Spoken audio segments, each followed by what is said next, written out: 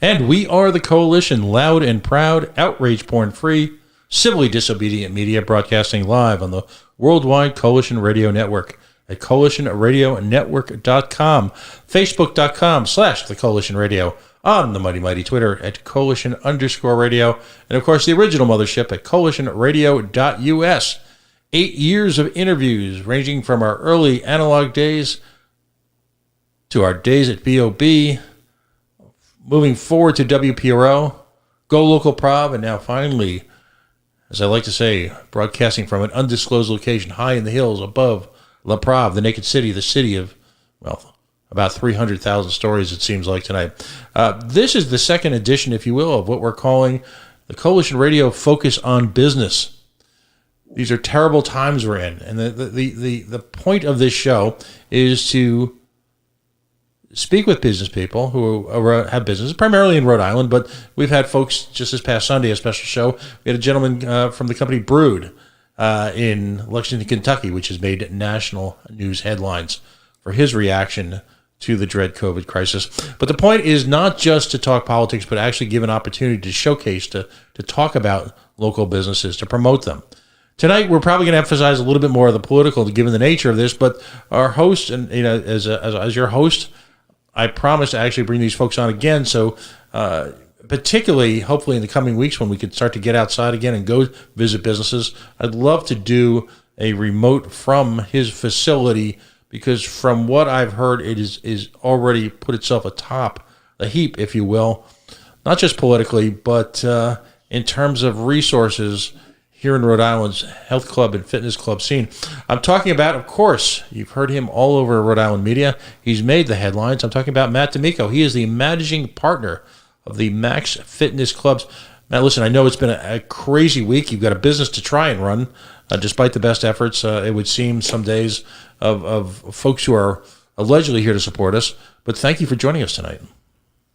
Oh, Pat, thanks for having me. It's great to be with you guys. Let's talk about the business for a few minutes, because that's important in terms of our desire to promote your business to our fellow Rhode Islanders. My mantra for the coming months is that we need to support each other. We can no longer wait for other people to rescue us, to bail us out, to do whatever it is they're promising to do. Rhode Islanders are a hardy breed. We're our own little tribe, regardless of what are almost irrelevant, what are ethnic background, religious background. We are Rhode Islanders, and there's a special pride to saying that. It's kind of a tough guy thing. It's so we need to support each other. So let's talk about your business. First of all,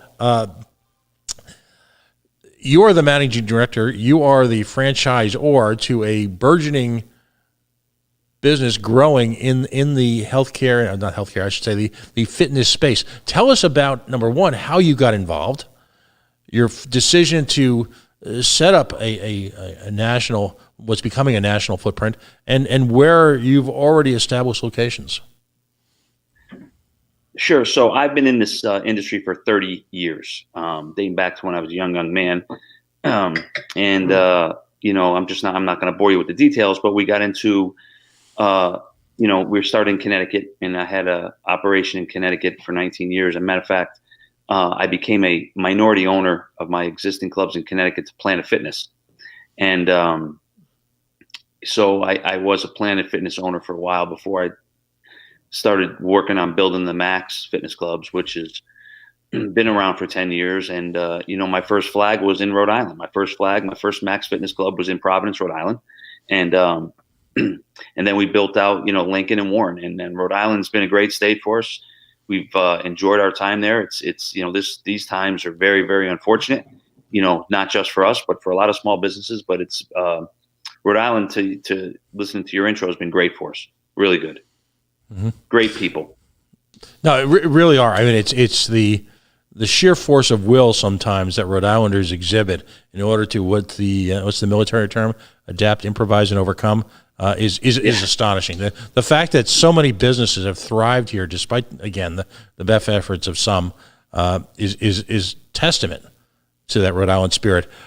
Now, we've seen clubs evolve. I mean, I'm old enough to remember, was it Jack LaLanne whatever the back in the day. What is the state? Let's say briefly pre-COVID, and now with COVID, what was the state of the fitness club industry? What type of features have become important? What are customers looking for? And now, then let's segue into what we kind of the fine mess we find ourselves in right now. So pre-COVID, as I like to talk about it, the fitness industry was really strong and thriving and growing, and it had high energy, very powerful industry. It was just a great time. I mean, 19 was a great year, 18 was a great year, and 2020 started off as an outstanding year. The difference, the industry, from what you mentioned, Jack LaLanne, obviously has changed over the 40 some odd years. But, what we are is a high energy, high volume, low cost health club with a lot of amenities that you wouldn't find in, some other low cost models. It's very, very important we create a great member experience for our people. When you walk into a Max, you'll find, again, energy. Energy is the number one word I can talk about in our clubs. They're very bright. They're very spacious. Very clean. They have the amenities we're talking about. They have, we build movie theaters in our clubs. We have spin rooms. We have group exercise rooms. We have huge indoor turf area for personalized services, personalized training, things of that nature. Things of that nature. I mean, it's 50 to 70 pieces of cardio. We have everything for everyone in our facilities. I mean, we really built it for everyone, and that's what we try to maintain. That's what we try to keep doing. What type of square footage is your average club? I mean, it's just in terms of just sheer raw space. We go anywhere. Our footprints are anywhere from 25 to 33,000 square feet. They're monsters. Wow. Yeah. And by definition, you're finding yourself, by definition, then you're going into a higher level retail platform, whether it be a Lincoln Mall, or is that your typical destination, if you will, a high volume, higher grade mall? Yeah. So what we look for, actually, we look for most of our centers. We're either the anchor or the junior anchor in the center, meaning you'll find a grocer in there, and then us, or some, like in Pennsylvania, will be the anchor, and then there'll be 6 or 7 other stores. Malls are not really, what we look for. We do look for, high density, high traffic, high volume of people, high daytime traffic. We look for all those analytics when we're building a unit. We want to give it the best chance to succeed. And obviously, in the high volume, low cost model, density is key. Density is very, very key. Define density so just folks get an understanding. And by the way, the reason why I'm going down this path, I really want folks to walk away with a sense of how great your product is, but I also want folks to walk away with a sense of, how complicated this is. This is not, you and I are probably old enough to remember the movies when Judy, let's do a show, and then all of a sudden, the chorus line would come out and the fireworks would go off. It's not that easy, is it? No, listen, it's as anything else, any other small business, medium-sized business, they're very, very difficult to do, without question. So, when we talk about density, we're talking about people, the amount of people that are, drive-by traffic, daytime traffic, people that are in the within a 3 to 5 mile ring of those areas that we're going to open. We look for we have our certain analytic formulas that will determine if we make that a successful location or not. And again, when you're doing high volume means you need a lot of members. You need thousands and thousands and thousands of members, because we are very, very affordable. You can join our clubs for as little as $10 a month, quite frankly. And so when you're charging, numbers like that, you're going to need to make up, the math that makes the space work. You need a lot of people. And we've been pretty successful in picking very, very great locations, what I would call, Rhode Island. We have some AAA locations. I mean, the Lincoln Mall is outstanding. Medicom Ave in Warren is another great center, anchored by Ocean State Job Lot, and we're on the other corner. Just really, really, it's important. And the biggest component nobody ever thinks about for us is parking is our number one concern. We got to be able to park a lot of cars, because we do need to have people get in and out, and ease ease of accessibility to get in and out of the unit is great, is very, very key for us. Right. And I might add, I've actually driven through both of your facilities. You're also parking in brightly lit, secure, spacious, safe environments, so that so that for folks who may or may not feel comfortable in that type of location, particularly, early in the morning or later at night, it's almost like you've got this spaceship-like look. It's great. It's attractive. It's clean, and again, it's just a very safe, welcoming environment. And that's particularly in the area of health, in fitness, because so many of these places are so judgmental. So many of these places are, basically barbells and boxing. That's about it. You've really moved beyond that. What type of equipment is part of the new millennium healthcare / health / gym experience? Great question. So, we do have all the, free weights that you had mentioned previous. You want to come to Max Fitness and work out on that type of equipment, we have that as well. But we have an array of selectorized and the new age, as we would say, fitness and selectorized strength equipment for everybody. It fits people's of all size, shapes, and ages. We really built the model to make sure we are for everyone. And that's what we tried to do. We tried to be all inclusive. And I think we've done a great job because, if you want to come in and throw up some barbells that you had mentioned and some free weights, you can. Again, there are rules and everything to make it all comfortable and inviting for everybody. And as long as everybody follows the rules, we built an all-inclusive type membership and club for everybody to enjoy. And that's what we try to do.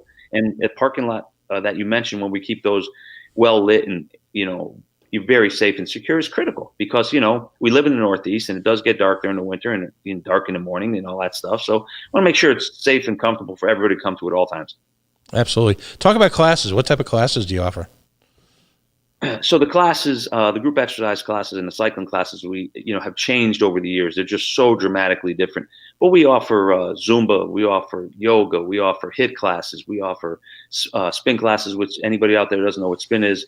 It's a stationary bike where we have instructors in there, and obviously Rhode Island's a fit state, so they all know what cycling is. So those classes. Plus we have Les Mills. Les Mills is we have body pump, body flow, body compact. We have all the Les Mills, which is another group exercise specific class based for health clubs. I mean, again, we have so many classes of different varieties for different types of people and different workout levels.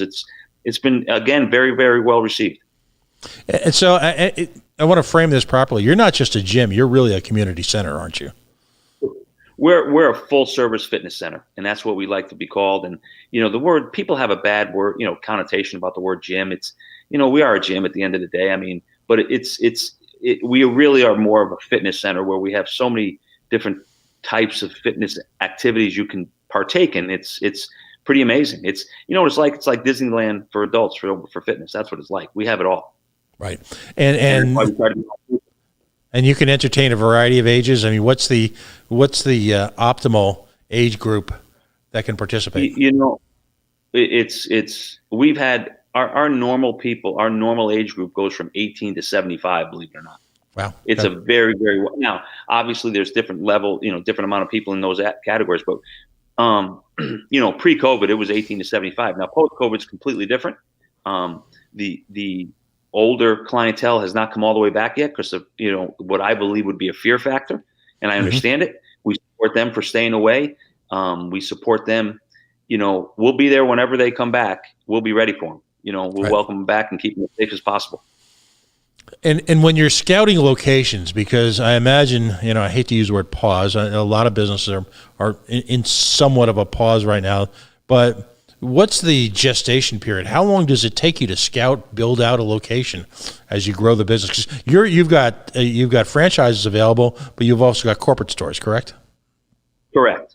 So, it's from start to finish. Once we identify a location, and then we do our analytics, both financial and demographically, to make sure the area will work in our favor. The longest part of it is the negotiations with the landlord. Those take. Again, those are the negotiations with the landlord is as simple as we try to streamline it is we try to streamline it real simple, but there's a lot of people that get in the way sometimes, and we're okay. Listen, if we can't get a deal in a certain location, we're okay to walk away. I'm not going to force a deal that doesn't fit our financial requirements, because nobody wants to have a problem. Nobody wants to have a headache. We're trying to do deals where we'll be able to be successful. The landlord will get their rent. Everybody will be happy. That's what we're really trying to do. So when you stray away from those patterns, trouble's around the corner sometimes. That's outstanding. In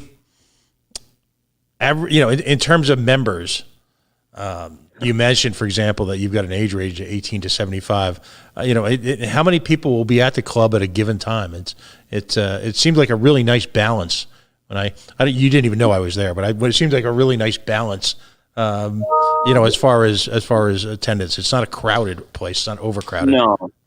And what happens is, I get asked this question all the time, is what happens if everybody that was a member showed up at once? Well, obviously you wouldn't be able to fit everybody in the building. It just wouldn't, the math wouldn't work. But inherently, when you're open, 15 to 20 hours a day or whatever we are open, people find their own times to work out. You have the morning crowd, the early morning, the late morning, the afternoon, right after work, late night. And no, it never gets really, really crowded. There's always plenty of space. We make sure, and if you walk through our facilities, the equipment, I didn't need anybody to tell me our equipment need to be 6 feet apart. We started that way a long time ago. I always, from my years of working out, built our clubs with a lot of space between the equipment, because I wanted people to feel comfortable walking between it, so they wouldn't have to squeeze through or say, excuse me.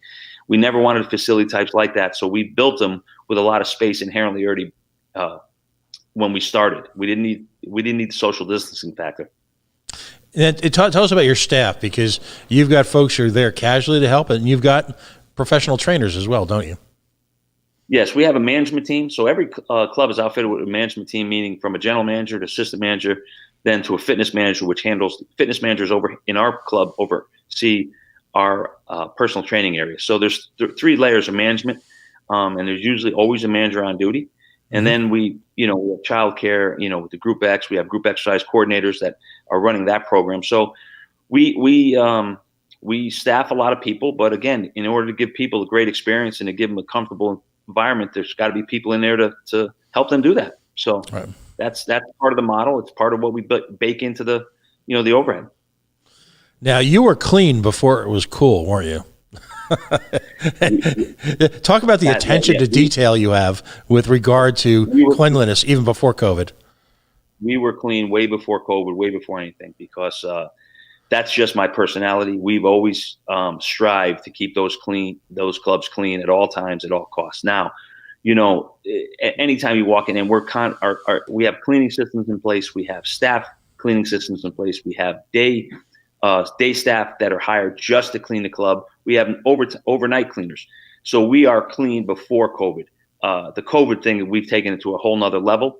And again, we've done what I would consider a great job. Our guys all across our organization, they have, but in Rhode Island, we got a great team up there. We got great managers up there, and those clubs, I can't tell you how clean they are. They're spotless, and they do a great job. And I just wish more people would notice, but they are spotless. Which left you in a lot of ways in an industry that's been challenged, to say the least, by the COVID, because we get into the COVID conversation a little bit. It left you in a unique position. I think when we first met, over the virtually, if you will, I spoke to you about my wife's uncle's business in New York City, where he actually redesigned the business. This was a croissant shop of all things, literally right across the street, right across from the Wall Street subway station. So you talk about volume, and he literally designed the shop so that it would be easier to clean, easier to maintain. He had submerged floors, if you will, so that he could literally just about flood the place with disinfectant every day. We're talking about one of the oldest parts of America, and you can imagine food preparation in that environment. It's what, without getting into internal numbers, this type of commitment, suffice to say, is not inexpensive, is it? No, it's a large financial investment to make this work properly at the level we do it. Plain and simple. It is just the build out, you got to remember, when you walk into those clubs, you have to envision, if you could, just close your eyes, and that was empty space. So everything you see there, we've created, we've built, we fit with fits and finishes. We finished. There's a lot of money that goes in. There's a tremendous amount of investment that goes in those clubs. I would just say, with the equipment, you have almost between $1.5 million, depending on size, $1.5 million and $2 million all-in investment there in each unit. Wow. Real money. And it's literally like so many businesses.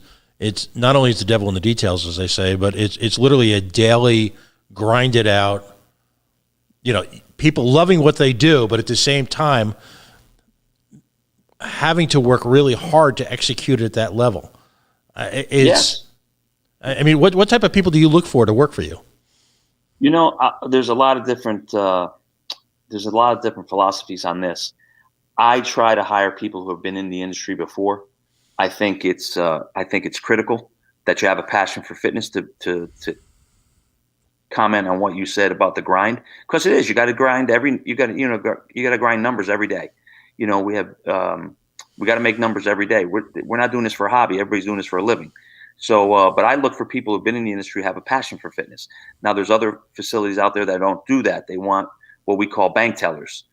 They want nice people come in and they can teach them their systems, and that's another way to run it. That my philosophy is a lot different. I like people that have been in the industry, where they have good experiences, bad experiences. We can always have a conversation about the max experience. So if they're passionate about fitness, that's more than half the battle. And if they've worked in the fitness industry, I believe, not always, but I believe we can turn them into great max fitness, usually management. Mm-hmm. And the reason I bring this up is because one of the underserved stories in terms of business, and I'm not going to arbitrarily label a business small, medium, or large, but business, regardless of size, is the importance of the chemistry of the people employed there, particularly when you're outward facing to the public. How critical it is that literally on a daily basis, in an age when everybody's ready to review you on 20 different platforms, everybody's willing, and what are the immortal words if you work in retail? What are you going to do for my inconvenience? But I have a good friend who's a caterer, and you can imagine the challenges caterers are going through right now. Yeah, and the term I hate to use, but it's in this, and this is my words, not yours. This rather schizophrenic approach by the government, in sort of, as we now know, the famous words here at the Coalition are arbitrary and capricious. But to him, one of the great tragedies was breaking up the band. You've worked at this for 10 years to build a philosophy, a way of doing business, an approach to teamwork, an approach to management, working within that teamwork scheme. You just don't create that overnight, do you? No, you don't. And that's another great comment you made. No, our staff, it's easy. Nothing works without a great staff. And, one thing I want to bring up to you, and I'm sure your caterer friend has the same concept and theory anyways, is when we have, 4,000, 5,000, 6,000 members of these locations, we make decisions in our club based on the overall good of the club. Not everybody's going to be happy with your decisions. Not every member is going to be satisfied with your decisions. So you're always going to have, some pushback on some of your decisions. And you just have to understand over the years, you're going to have to get through that. But your staff, your frontline staff, they're the key to making sure those members, again, have a great experience. And whether they agree with the club, the club's decision or not, there's certain ways to handle those things. And your staff, as you said, is at the front of the line. And it's real simple. The best staffs you have is usually end up with the best clubs. And so if in fact, and I'm not suggesting you're even remotely going there, but you're here with us tonight and you present valuable insight into this sort of chemistry, the sort of the if you're a Harry Potter fan, the dark arts of the magic, the secret science, it's bringing together this stew of people and expertise and product and facilities and marketing that just somehow makes it work. If you had to diffuse that for any period of time, you can't reinvent that easily, can you? It's complicated. It's really, really hard. It's really hard. because this business builds on momentum. And, every time you stop the momentum and try to, start it back up, it's hard. It's complicated. It's really, you just said it great. It's complicated. It's hard to do. Right. And it often takes years of almost experimentation, because you'll have people who will be a great interview, and then you get them on the job, and they're nice enough people, but they aren't quite what you thought. And I'm sure you've probably got some pretty good spidey sense, as they say, when it comes to people and hiring. But still, it's until they're out there on a gym floor or in a bistro on a Friday night when things aren't going swimmingly. It's not until that happens the first time that you really understand the measure of the individual, is it? Correct. Listen, I've made mistakes over my 30 years. I've made a million mistakes, but here's the deal. As long as you learn from them, you move forward, and you don't make the same mistakes again, which is the key. But with people, when you're dealing with people, just as you said, no matter how great the interview is, you'll never know how that person's going to react until they get into the as we call, into the fight. Yeah. And you hope, through the interview process, you can figure it out, but sometimes you can't. You just got to see them in the fight. And listen, we're in the people business. At the end of the day, we are in the people business. And when I ask people, one of my first interview questions is, and talking about giving out secret sauce, do you know what the gym sells? And most of the time, they'll say memberships, personal training, which are all good answers. We sell time and space. That's all we sell. You come in, Pat, we sign you up. We are giving you the membership to use our equipment. You don't get to take it home with you, and to use our space. So we're selling people time and space. So at the end of the day, we're giving them the right, it's like of a club, which it is, and we're giving them the right to time and space. They don't get to take equipment home. It's a very, very different. You walk into Williams and Sonoma, you buy a pot. You walk into American Eagle, buy a shirt. You walk in, you give somebody your money. They walk out with a tangible item. We're not selling tangible items. We're selling time and space. And I learned that a long time ago, and it's very, very critical on how you present that. And that's why you got to be into the mix a little bit to see how the person's going to react when people like Pat Ford give them pushback on certain things. Right. So I ask you all of this because if I could approach the bench, I would say what we've got here is we've got a situation where you've got potentially a $500,000 or $1 million physical investment. You've got a 5-figure square footage in terms of retail space. You've got employees who are in many of your positions require a high degree of training and or expertise and or management skills and or personality. You've got 5,000 to 6,000 members at some clubs, maybe more, maybe less at others. So along comes COVID, and and you've got this fine-tuned machine. And I'm not saying that to patronize you, because clearly, I have ties in the community, and I have a lot of friends in the East Bay, and I have a lot of folks I know. And I live in Cumberland, so you ask, hey, well, what's up with this guy in this club? It's and the stories come out, and they're overwhelmingly positive.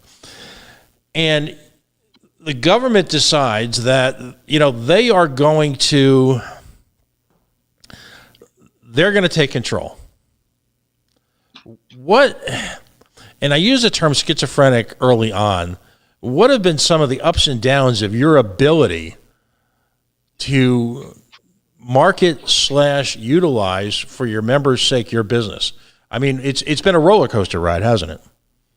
Oh, it's roller coaster's kind. I mean, if we just go back to March 16th when this started to happen, and we got the orders across the country, not just in Rhode Island, that we're going to shut down. It was hard, but it was easier to understand, because as a country, as an American patriot, as a proud American citizen, nobody knew what we were dealing with, right? So it was like, okay, we got to shut down, figure out, get our hands around it. People, when it first came out, the death rate they're talking about 15, 20%.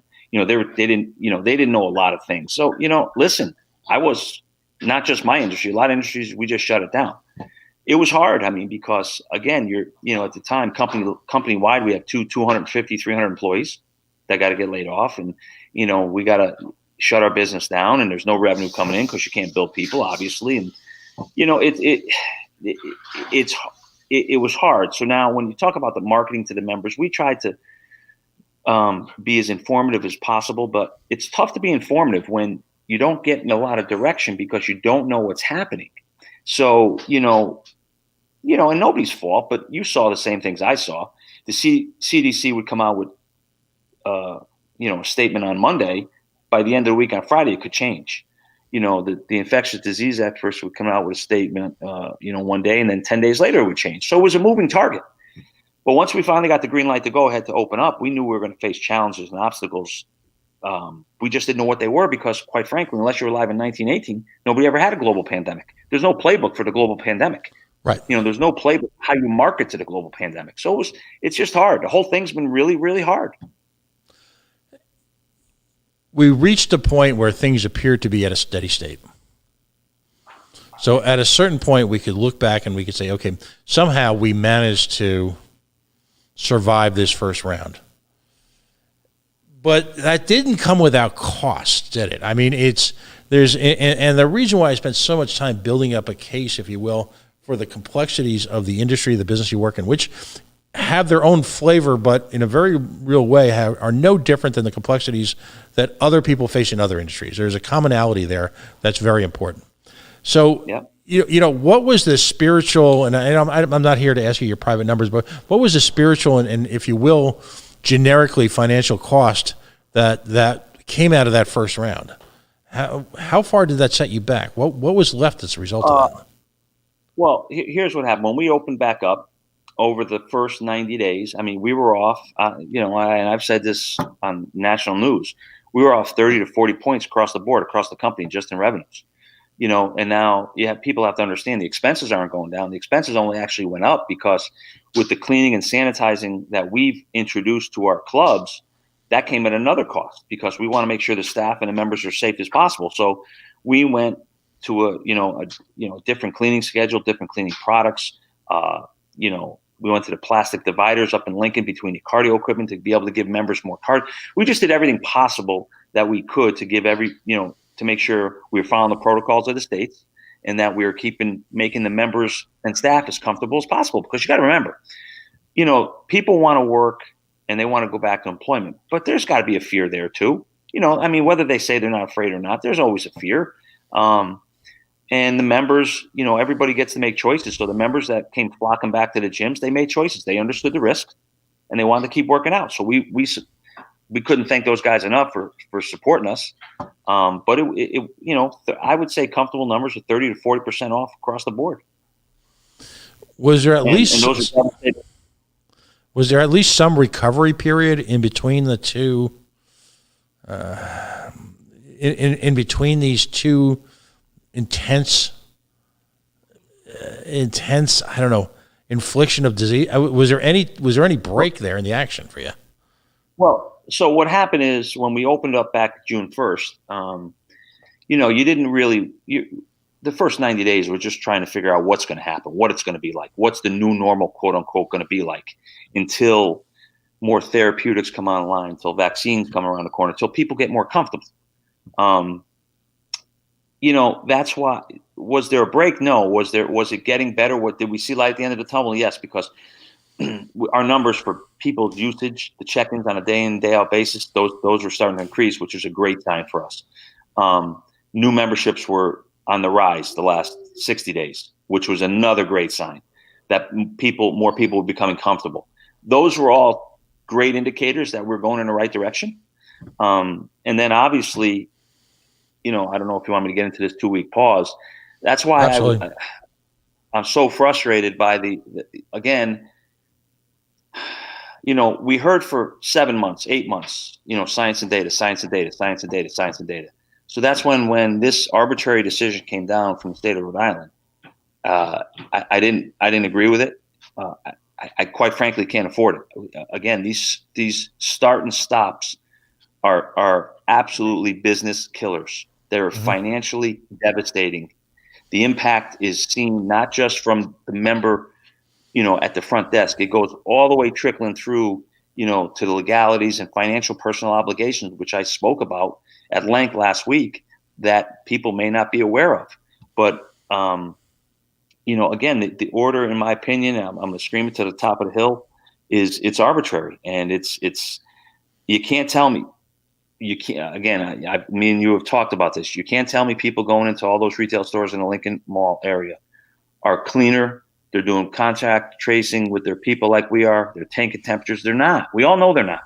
Mm-hmm. So, and it's just, again, the problem is this 2 weeks, and now we're going to find out tomorrow, I assume, when the governor has her press conference, if it's going to end on Sunday, which, again, was another reason I decided to fight this, because I don't think it's going to end.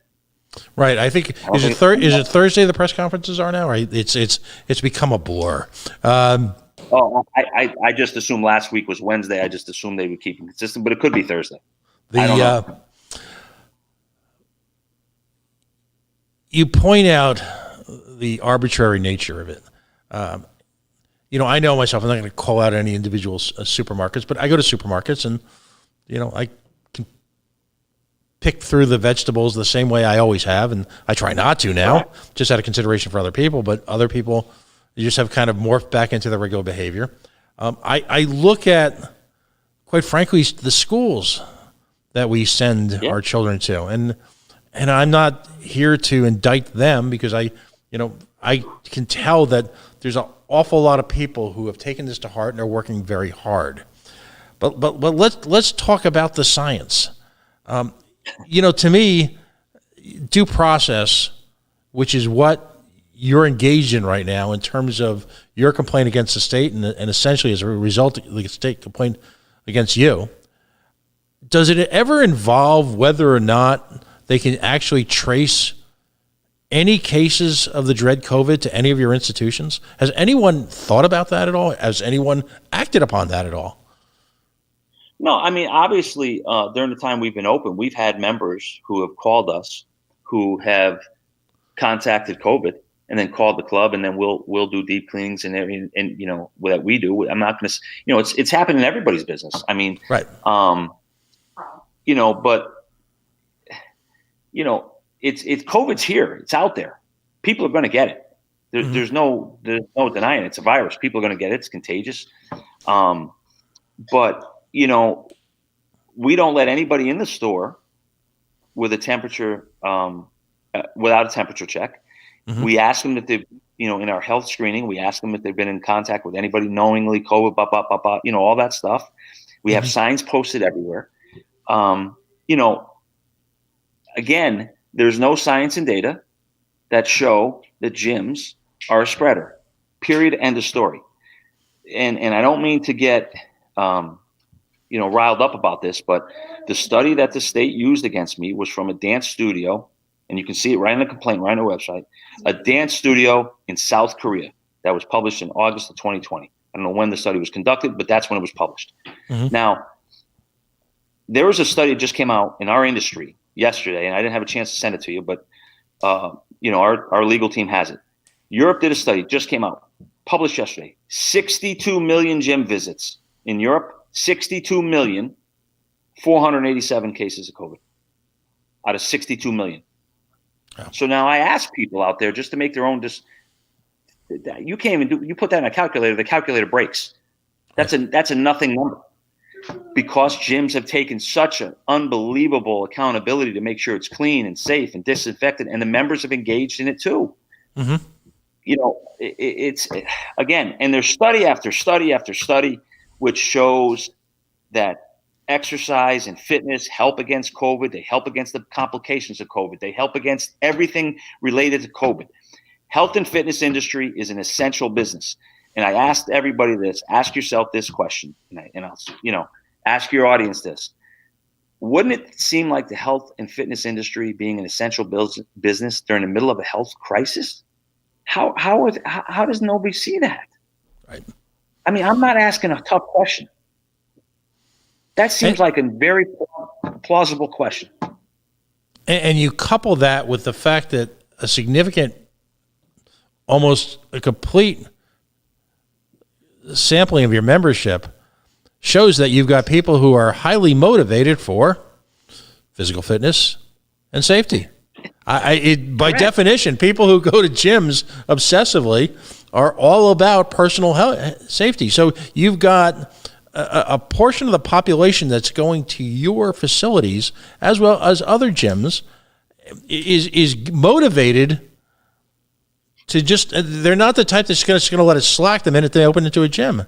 It should be, given your facility, given the spacing, given the investment in plexiglass, given the investment in monitoring devices, given the investment in contractation, given the investment, if you will, in the facility in and of itself, it would appear to me that your place may actually, and this is based purely on anecdotal evidence, I haven't had a chance to read your study, your place may actually be one of the safest places in the damn state. I guess I find irony in that, but go ahead. I'm sorry. I'm not going to say I'm going to say we're one of the safest. I'll tell you that right now. We are one of the safest places to be, because I know that between the staff and the members and the cleaning that takes place in there, and the amount of money we spent to make sure it's safe for everybody, you're not far off. I'll tell you that right now. We take pride in it too. No, and by the way, go ahead. Who wants to be a place where, listen, if there was studies saying, hey, fitness centers, they're super spreaders of COVID. I got a wife, I got family, I got kids. I'm not going to fight. I'm going to shut. If that's a study that would say, hey, this is a bad situation. Well, then, what am I going to do? But there's no science or data that show this at all. All. How can you, I don't even see, this is the frustration. How could you use a study from South Korea dance studio? How can you use that? You're looking, when you've got people looking for a body of work that will be confirming of their suspicions, their prejudices, if you will, in the biological sense, they're going to find something somewhere. Their work is outcome directed. No, I get it. I just it's unfortunate. I mean, we could spend hours talking about this all night, but it's not going to change my opinion, my view. I believe in it 100%. That's why I kept the club open. I did not agree with the judge's decision. My law firm, that's why we appealed it immediately. We didn't think, because the bar to get a TRO was so low, we didn't think we were going to win that. But again, I'm going to continue to fight this because it's wrong. It's wrong on every level. Right. Interesting, and the point's been made before in the media. Was and I had the opportunity to listen to the Dan York show when they interviewed your attorney, and great find there, by the way. And I listened to hell of a guy, hell of an attorney. It's the notion that you can negotiate your individual industry's outcome in a moment when we're touting science is astonishing. I embrace what I've seen. I've been out to eat a few times, and the restaurants I've gone to have, I'll say one just because it's been such a positive thing. Red Stripe down in Providence. I've gone there a couple times. What a job they've done. They've managed to incorporate this very expensive solution in terms of segregating customers and giving the distancing, maintain the bistro environment. The place is spotless. Wow. The point being that, and this is why I believe that government doesn't really understand the relationship between yourself as the business and the customer. In a really sort of twisted way, there's actually an opportunity here for the businesses. By excelling as you do in being clean, whether you're a hotel, a restaurant, or a gym, you can actually use that to grow your business. You can promote that to people as a reason why they want to go to your shop. You can promote that as a reason why you want to eat there. The Hilton chain has done an amazing job of promoting a very real, a very disciplined approach to hygiene for hotel rooms. And quite frankly, I travel on business occasionally. I feel very safe going there because of this incredibly aggressive approach they've taken, much like your businesses. So the notion is, and this is why I'm so frustrated about the difference between, say, the public sector and the private sector. You, on a daily basis, you and your investors, and this is a complicated scenario.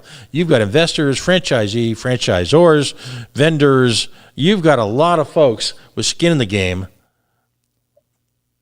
based on the success of your organization. A lot of people, employees, families of employees who, quite frankly, at a time like this, look to you for work so that they can feed their family.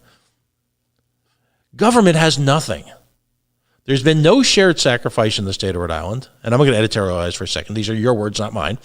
Government has made no shared sacrifice. Yes, there's a lot of people who are working awfully hard, but when you look at the disproportionate high-income earners in Rhode Island state government who are unrelated to any sort of first response to this disease, who continue to make a lot of money with little risk, while at the same time our private sector here is being decimated on a daily basis. When at the same time that private sector is what drives the revenue to support the public sector, there appears to me, and tell them if I'm full of it, a complete disconnect between government and private businesses like yourself in how you generate income, how you create wealth, how that wealth impacts people, and simultaneously how that creates opportunity for, seemingly in Rhode Island, endless opportunity for government to profit. Am I exaggerating? I don't know. You tell me. You've hit on great points, because at the end of the day, they have no idea. Well, I shouldn't say that. They are putting forth that they have no idea how small businesses work, because at the end, if you look at the Rhode Island, they got the Rhode Island money they're trying to give small businesses. If you look at their formulas and their calculations, they're absolutely they missed the mark. I mean, it's a bad formula. It's a bad, nobody really got behind that program and actually put pen to paper and looked at X amount of small businesses that would be affected, how many people, it would put out on unemployment. They didn't take this whole thing into it, because we've looked into the Rhode Island money that they're giving small businesses. It's like throwing a deck chair off of Queen Mary. Quite frankly, that's what it's like. It's a non-issue. The math doesn't work. And, every business is wired differently. Every small business is wired differently. We all have different financial requirements. And unless you're going to do it on a case-by-case basis, which is very, very difficult to do, a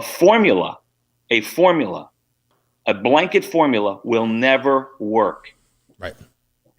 And the only thing I can say is, now they have more people on unemployment. They've, temporarily paused small businesses out of business. And right. Who will not recover? Who it's going to take longer to recover? There's a lot of open-ended questions here. And at the end of the day, they say it's under, public safety. And again, I just believe people are allowed to make choices. Right. And if we're following the protocols that Rhode Island put in place, and they were working up until 2 weeks ago, what's wrong today? Now, I hear about hospitalizations, and I understand that, but why is that geared towards gyms? Why is that geared towards bars? I mean, it seems like it's a state problem, not a fitness center or a bar problem or an indoor rec park problem. And then the other thing I would ask you, Pat, is if it was such an issue, she announced it on November 18th, and she gave us 12 days to close. Well, how big an issue could it have been if she gave us 12 days to close?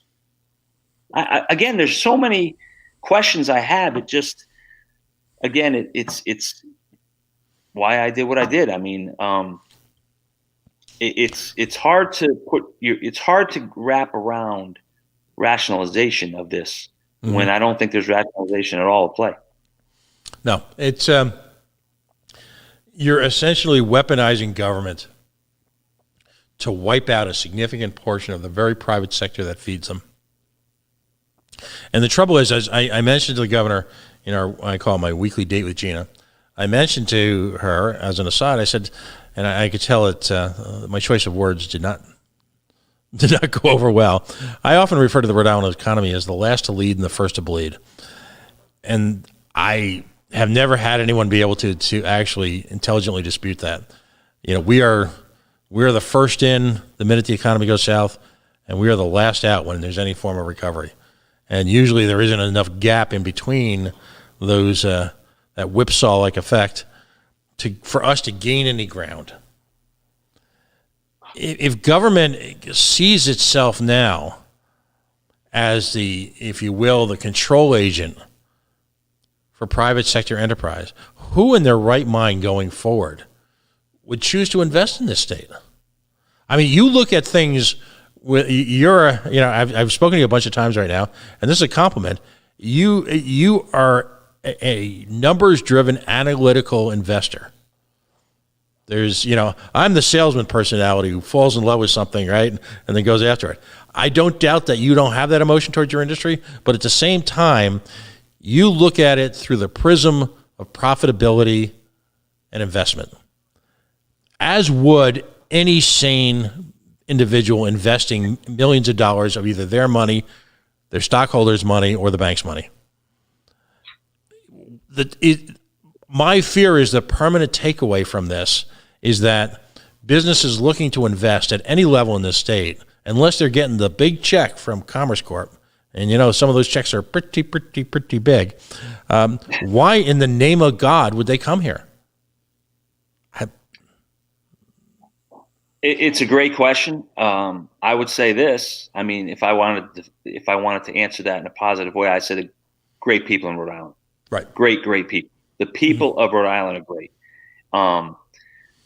Hindsight's 2020. Would I, at this point, we are so heavily invested in Rhode Island. I have to fight, and try to figure it out.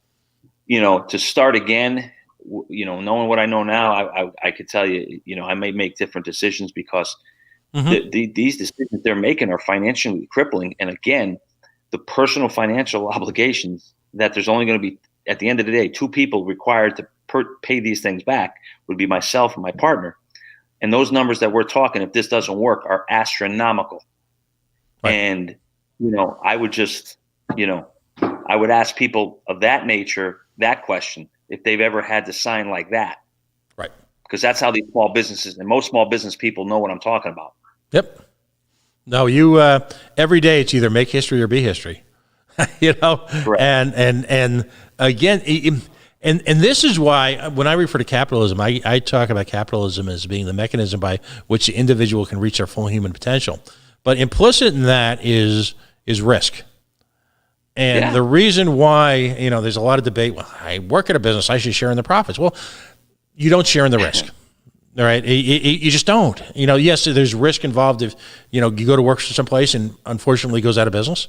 But that's not the same type of risk where you're literally looking at life. You get to wake up and go find another job. That doesn't exist when you own the business. Right. You're 100% right. I mean,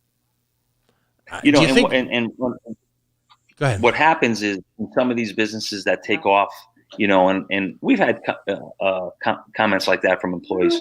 What happens when you get a business, all of a sudden, if you get a good store and it takes off, and there's, what happens is there's inherently no risk because people think, oh, it's flying. Look at the, but before the day you open your door, nobody knows if that's going to happen.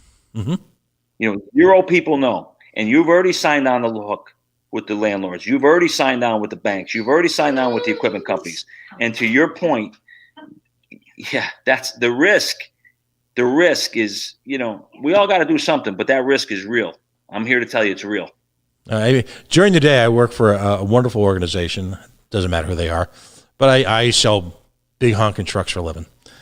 And ultimately, when the car, you see the car carriers coming up from West Greenwich or East Greenwich or whatever, and you see those 8 or 9 cars on, and they're shiny and they're covered with stuff, but there's some pretty hoity-toity cars in there, some real bougie stuff, right? What people don't understand is when the minute the guy signs for it, the guy who works in the rock and roll band, who runs the lot, all right, the minute he signs for it, they own it. There's no backsies. Yeah. And I used to incredibly enough joke, and because the people I work for, they got stones. They like you, everything goes into their business. It's a multi-generational business, and they live it. And I used to incredibly enough joke to people. I said, you know what? I said, and I do. I admire the people I work for, and I've worked for myself, so I know I have the sense of what you're going through on a smaller level. But I used to joke that what would happen one day if all of a sudden something happened like a plague hit and nobody could come in and buy cars. Right, yeah. They still got the mortgage on the place. I don't know if they have a mortgage or not, but they still own the cars. They still got the taxes. I haven't seen the government sacrifice in terms of backing away at any level from taxation right now. Haven't seen that. Wouldn't be prudent. No. So it's all the risk accrues, and I don't want to give you any more agita than you probably got, but it all really comes down to you and your partner, doesn't it? It really, really, not pretends, not fakesies, there's no backsies. It's your ass that's on the line. Correct. You. 100% correct. That's it. When we always say when they turn out the lights, they're only going to come looking for two people. Yep. And those are, they're real debts. Now we're all big boys. We all signed on the dotted line. We knew we were getting into. We just, but I always say, but if I'm going to fail, let it be because of me, not because somebody's putting me out of business, not because somebody's telling me to shut my doors. See, that's not right, and that's not fair. And the biggest thing I have, if I can say one thing, is there's nobody out there, and I'm talking, forget the state government, at the federal government fighting for small businesses. We are the biggest lip service for all these congressmen and senators. You hear them mention small businesses all the time, but nobody's got our back. Now, this PPP program that they're trying to bring out they were trying to bring it out this week. Then I heard somebody say, well, we're going to wait till next week because, we can't. While they're waiting, people are going out of business. And this is not political. As we speak, they're waiting. Every day they wait, somebody's going out of business. Who's got our back? Right now, I can guarantee you somewhere in Rhode Island, there is a family at their kitchen table, even late at night, looking at the numbers. There's tears. There's agony. There's, in some cases, these are multi-generational businesses. There's guilt. There is pain at a level that's hard to really understand unless you've been there. There's real pain. This is not some decision that you make and it's just, okay, you get up the next morning and life moves on. There's no closure. There's no, there's no morning after for a lot of these folks. This changes their way of life. This ends their way of life. And for a few $1,000 a week or this or that, or filling out this obscenity of a form to get back the money that ultimately you paid to a government, I got to tell you, it's just terrible. It's sad, and I got to ask the question. I got to ask the question. Friday night when we had to close, when the SRO came down, not one person brought this up, and I said, "What about my staff? What about the 60 people that are employed? Right. That we now have to lay off. Well, we're going to try to help them as best we can, but we got to lay them off. They don't get to go to work. Nope. You got the holidays around the corner. They got mortgages. They got rents. They got utilities. They got food. They got Christmas presents. Nobody mentions that. We just get to say sorry. No, never mind. I mean, it's just not right. Move along. Nothing to see here. Where do and by the way, again, thank you for joining me tonight. This has been kind of cathartic for both of us. This has been more like us more like sitting around and having a beer than having an interview. Where it stands right now, you are enjoined from opening for business. My understanding, as you mentioned earlier in the show, you've appealed it. Is it the 14th or the 15th that you're 14th? 14th, right? I'm not gonna put you on the spot and ask what happens next. I mean, it's to a certain degree, it is what it is, and ironically, it comes. Your court date comes at what appears to be the end of the proclaimed pause. Who knows what the pause will really be?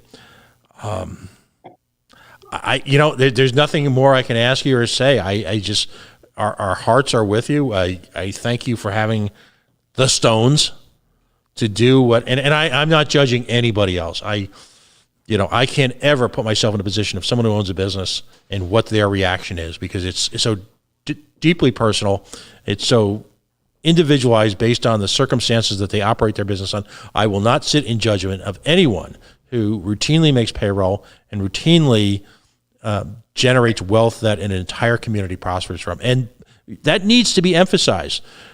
Rhode Island is a better place because you are here, and Rhode Island is a safer place and a more prosperous place because Matt D'Amico and his partner opened up a business and have, by all accounts, have done every single step the right way. Because believe me, if you hadn't, the machine that is state government would have let us all know. They haven't been able to dig up anything on you guys. And I don't doubt there are people out there trying, but our hearts, our minds, our pocketbooks are with you. I know that there's a lot of people out there who, the minute they heard about this, went up and just started buying day passes. The support we've gotten for local small business owners and people themselves, and just been off the charts. It's been great. I can't say thank you enough to all those people. It's been super. Something in times like this, it's so appreciated that I can't even thank them all. And hopefully, if we get behind us, hopefully I get a chance to meet a lot more of them in person. But they've been great. They've been absolutely great. Well, tell us again, first of all, are you, and I know the laws around this are pretty tough, but are you selling gift cards? Are there ways that people can just reach out and support you during this period of time? No,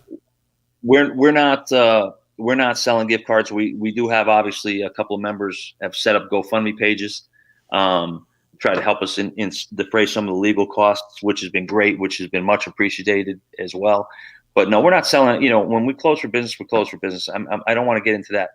If we're closed and you're selling gift cards, I don't need the aggravation in case the state would come down and say, well, he didn't close because you're selling gift cards. I don't play those games. I just. Listen, we're just going to take it to the day by day, make decisions as we go, and we're just going to, we're going to fight the good fight, and we're going to fight it the right way, and we're going to hopefully get a rally around small businesses around the state of Rhode Island, and we're going to get a great outcome. That's what we're looking for. And I'm just going to put a rhetorical question there to kind of put an exclamation point on this. Have you thought about running for political office after all this is done? That's been a well-asked question. I've got that question asked a lot. I mean, I could tell you, I would. The only thing I would tell you, if I could run on a small business platform, I would, because there's a lot of great people in the state of Rhode Island own small businesses that need support, and that need support from bigger guys that are supposed to be protecting them and have our back. Right. So we'll just let that hang out there. Yeah. But listen, we're all like I said, we're all behind you.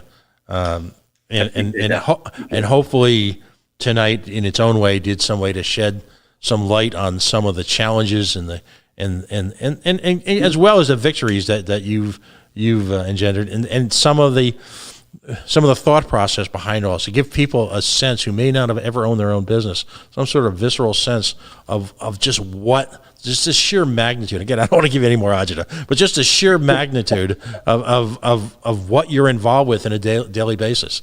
And so again, our hearts are with you. I want to personally thank you for taking time to join us for this because I know you've got so much going on. I'm going to be sharing this around Rhode Island, and I hope folks will give it a listen and take. Because you're preaching. This is not just a business for you. This is sort of a mission, right.